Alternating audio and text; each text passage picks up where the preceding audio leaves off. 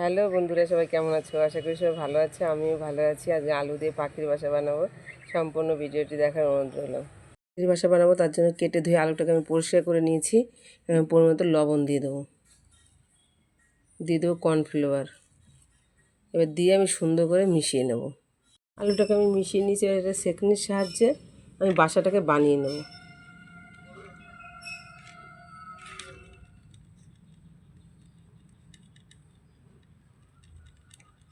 দেখো, ঠিক এইভাবে আমি বাসাটাকে বানিয়ে নিয়েছি।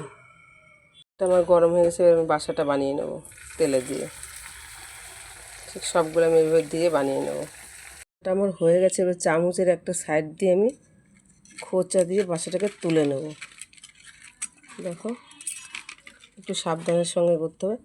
এরকম করে সবগুলো বাসা আমি বানিয়ে নেব।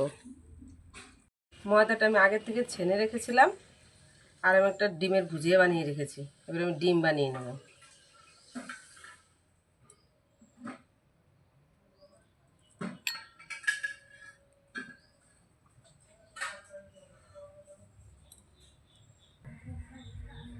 এইভাবে পাখির ডিমগুলো আমি বানিয়ে নেব। গরম হয়ে গেছে। এবার পাখির ডিমগুলো সব ভেজে নেব। এটা আমার ভাজা হয়ে গেছে, তোমাদের নামিয়ে নিয়ে দেখাচ্ছি। আলু দিয়ে পাখির বাসাটা আমার হয়ে গেছে বন্ধুরা। দেখো কতটা সুন্দর হয়েছে দেখতে।